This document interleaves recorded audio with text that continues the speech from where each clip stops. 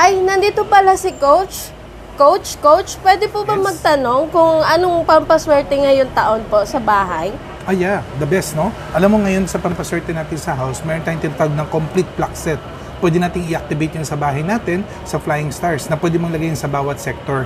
Para mas marami ka pang matutunan, mas better, panuorin mo yung aming YouTube channel, Coach Johnson Chua, at panuorin mo tong video na ito.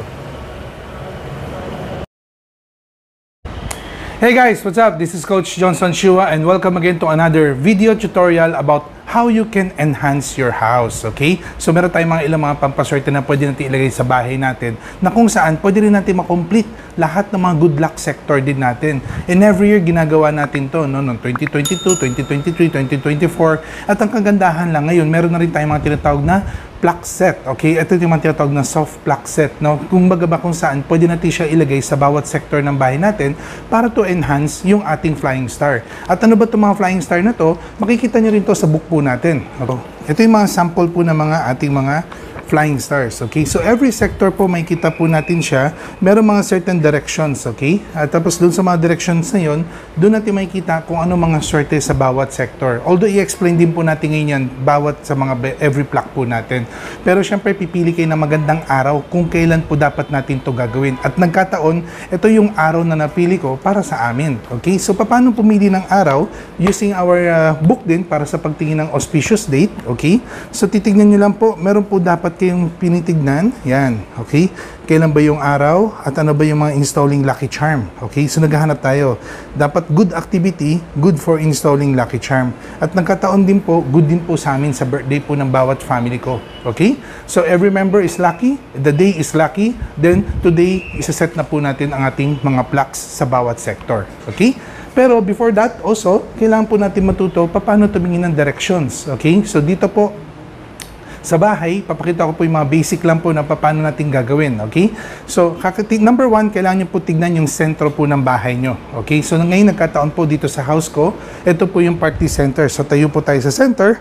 And then, secondly, also, kailangan nyo po ng isang compass. Pwede nyo rin po gamitin yon, okay, sa smartphone. Although, minsan po kung meron kayo 2 or 3 cellphone, mas better check nyo po sila. Kasi may mga iba pong phone, hindi ganun ka-accurate yung kanyang compass reading, okay? Pero dito po sa Huawei ko, malaki tiwala ko so far. Okay? Hindi pa ako nagpo-promote ng Huawei, ah. Alright, okay. So, standing on the center, estimated natin, no, ito yung aking pinaka-center ng bahay. Then, holding my compass, okay? So, yan, tignan mo. Halika. Okay, come on. Yan.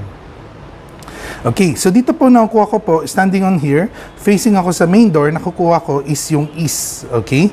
So in short, pagka ginanito ko po siya, yan, nakukuha ko yung north, o yung papunta sa bintana ko is nakukuha ko yung west.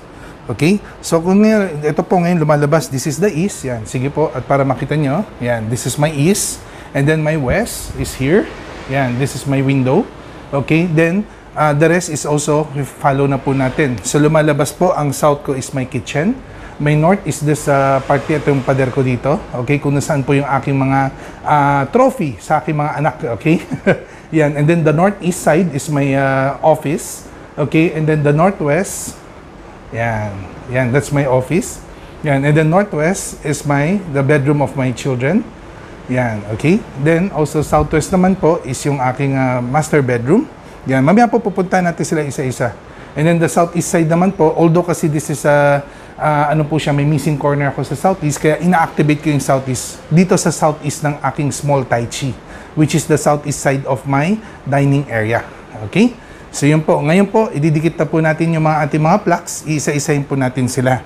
Bali, mga plugs po natin yun, no, for this 2024, it's a special po, no, kasi ngayon po nagdagdag po kami ng another 2 plugs pa para also to counter the Tai-Sui directions and also to counter the 3 killings direction. Okay? So ngayon po, iisa-isahin po natin yung bawat sector. First, let's start on the main door. Tara! Alright, now, ngayon nakaposition tayo dito sa aking main door. That's nakuha nga po natin sa direction natin kanina that the main door direction is the east direction. Okay, so meron tayong direction para sa east, which is this one. Okay, laminated block natin. Don't worry po, guided na po yan. Lahat po sinulat na po namin kung ano mga directions. Okay, so in this part po, is direction is the victory one, okay, or the success in terms of opportunities. So gusto natin sakto pumasok yung opportunities sa ating main door. And because of papasok na rin ng period 9, gusto rin natin maglagay ng double crane. Yan, ito po yung double crane. Yun. Ang double crane po kasi tumutulong siya para for the double 9. Para manalo natin matitrigger yung prosperity and success pagdating po ng age of 9. Kung hindi niyo po alam yung age of 9, please watch it in my YouTube channel, The Age of 9, about by Coach Johnson Chua. Alright? So ngayon po, before po natin kabit to, kailangan po natin tanggalin din po muna yung mga luma natin mga plugs. Alright?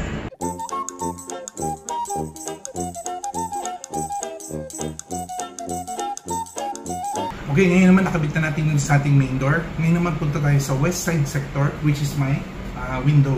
Okay, kasi ito rin yung pinaka-big balcony ko, so kung saan papasok yung good energy. So ngayon po ilalagay natin dyan is the 5 yellow, okay, plug. Okay, kasi this is more para to protect against sa mga misfortune and obstacles or hindrance, tsaka iwas sa mga money loss problem. Alright, so kabit na po natin siya. So ngayon nandito tayo sa west balcony ko. Okay, so we need to put this, itong ating metal block protection. Yeah, ngayon naman po nandito tayo sa north side ng aking sector, okay, sa house. So yung north sector ko kasi, ito po yun siya, yung wall lang. Okay, sa likod po niyan is CR, no? But we don't put kasi mga Lucky Charm plaque natin sa loob ng CR. So we use it on the small Tai Chi side. Okay, so the small Tai Chi side ko, ito po, ito yung which is my trophy wall. Kaya kung nakikita niyo po, these are mga trophies ng aking mga anak, okay? And to enhance. And alam niyo ba, ang North, meron siyang wealth sector para for this 2024. So, the only way para mas more lumakas yung achievement na lock natin, kailangan natin ng 4 friends image, okay? The 4 friends kasi can enhance more network, more connection. Tama-tama pa, year of the rat ako. So, in this part, pwede ko siya ma-activate, right? So, kakabit po natin ngayon siya here. Okay, ngayon naman, ilalagay natin ngayon to sa northwest sector, which is yung bedroom po ng aking mga bata. At nagkataon lang, no, the number 4 star is which is also an education star. At sakto, sana po mas lalo pa ma-improve yung kanilang studies, okay, tsaka yung growth nila. At tama-tama, chillin pa ang pwede gamitin ngayon sa northwest, so scholastic. Right? So, kabit natin. Tara!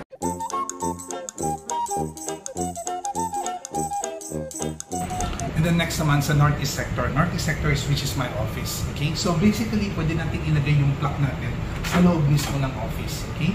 Although in my case kasi, mas more ang energy ko kasi dahil yung bintana ko doon, medyo na-block na ng mga buildings. Parang mas more gusto kong i-activate siya sa mismong door ng office ko. Okay, kaya ngayon, ikakabit po natin itong plug na to, which is a Quirin plug. Okay, this is about nobleman. So that means I can enhance more mga helpful people, mentors, good advisors na kung saan pwede pa mag-support para sa akin. Okay, ito so ang Quirin is maganda siya as a teacher. So I hope itong year ng 2024, I become more better coach, okay, better mentor para for everyone. Right? So kabit po natin siya. So lalagay naman natin yung mga next na plug natin sa south sector, which is ang south sector kasi ng house ko is yung kitchen. Okay? So kung yung kitchen nyo meron kayong mga back door or meron kayong parang mga window na malaki sa labas, mas better po ilagay nyo siya doon banda. Pero kung sakaling tulad po namin, nasa condominium po kami, so we don't need naman po ilagay ito sa may bintana, ilalagay namin siya sa pinaka-door ng kitchen itself. Okay? So ngayon po ilalagay natin, there are 2 plugs na kailangan natin for the south. Kasi meron tayong isang the anti-burglary, okay, para sa mga violence, tsaka sa mga like mga manloloko, magnanakaw. And another thing also, so yung 3 killings. Because yung 3 killings naman is more part to protect against mga backfighters, traitors, money loss, and also mga loss of relationship, and also accidents. Okay? So these 2 po ilalagay natin yun doon. Tara!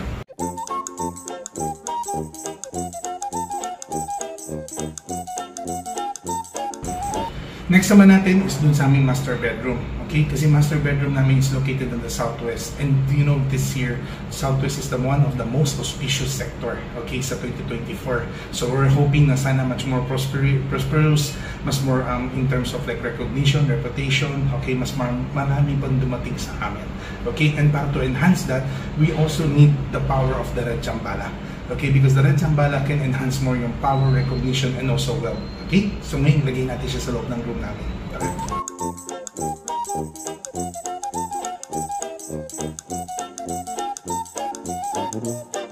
Ngayon naman sa southeast sector, although sabi ko nga kanina, no, medyo missing corner kasi namin yung southeast sector side namin.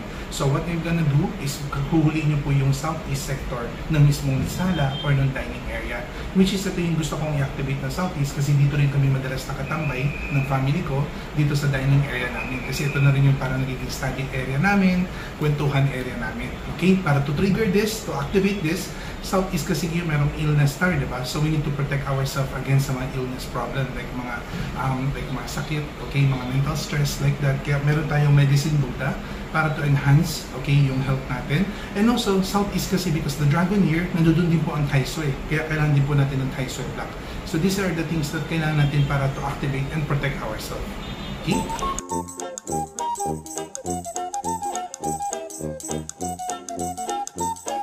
And now, the last but not the least, okay, yung pinaka-center po ng yun po yung sector natin. Kasi dito po nangyayari lahat ng magnet energy. Okay? So nagkataon po, ito pong center namin, dito ko nga po nilalagay ang aming mga Christmas tree. We change po namin yan every year kasama yung mga bata. Although, yung nga rin, ito rin kasi gusto ko ma-activate in terms of the lucky energy kasi ito yung magnet natin. Although this year kasi alam natin the number 3 stars on the center. At alam natin ang number 3 nakaka-cause ng argument, problems, away, tension, gulo, okay? Kaya medyo kailangan natin ng fire energy on the center para to boost and to protect against sa mga negative energy. Kung meron kayong salt lamp, you can also use your salt lamp or amethyst crystals. Pwede niyo po ilagay sa center po para to boost yung energy lamp, okay? Para peace and harmony. And also if you have the mga apple image. Pero one of the block na medyo malakas natin is the Yang House block. The Yang House block with the double dragon. Okay? So ilalagay natin ito ngayon sa center para to activate yung protection and also to enhance yung magnet energy natin.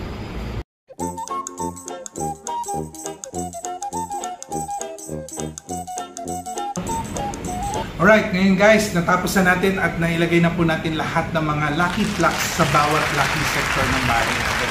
Okay? So I hope na medyo naging mas maayos na guide siya para sa inyo at pwede nyo rin po siyang i-follow. Now, ano ba yung mga gagawin niyo sa mga lumang blocks? Okay? Normally, itatapon na po natin sila. Pero paano po yung proper disposal? Kailangan po natin sila ibalot sa mga anything red, like red paper, red envelope, cartolina, or even though you just have a red plastic lang po. Okay? So pwede nyo po siyang ilagay lang sa red plastic, then totally tapon lang po siya. Even kahit sa trash can po. Okay? So, ito po yung proper way of disposal ng mga lucky charms para yun po yung respect natin sa kanila. Because red energy, hindi po sila mag-absorb ng negative energy. And also, no, para kung kailan ba yung mga tamang time para po igawin itong ating mga block set natin, best sana is kailangan preparation natin to before the Chinese New Year comes in. Okay? So, pwede ito po natin i-prepare na end of January to early February or mismo yung February 10 itself, which is the Chinese New Year. Or also, you can check na sa ating mga sa book natin, every time na meron po siyang installing lucky dates, okay, para sa mga lucky charms, pwede niyo po gamitin yon. Okay? Kasi mas lalo na some of you, baka ngayon nyo lang po napanood itong video at tapos ng Chinese New Year, don't worry, you can still use this one. And also, another thing, sabi nga po ng iba, paano po kung hindi ako condo at nasa townhouse ako? We have 3 floors. Do I need to put in every floor? Basically, in terms of feng shui, every floor has meron silang magnet energy. So, I highly advise every floor po, maglalagay po tayo ng block set natin. Okay? Para for our protection, our enhancement, and also para to boost yung luck and prosperity po para sa atin. Alright, so I hope napanood mo na yung video at mas marami ka na natutunan, okay? So kung gusto mo pa mas marami ka pa matutunan sa iba pang mga klase ng mga feng shui tips natin, okay, panoorin nyo lang po yung mga videos natin dito sa Coach Johnson Chua sa YouTube channel natin.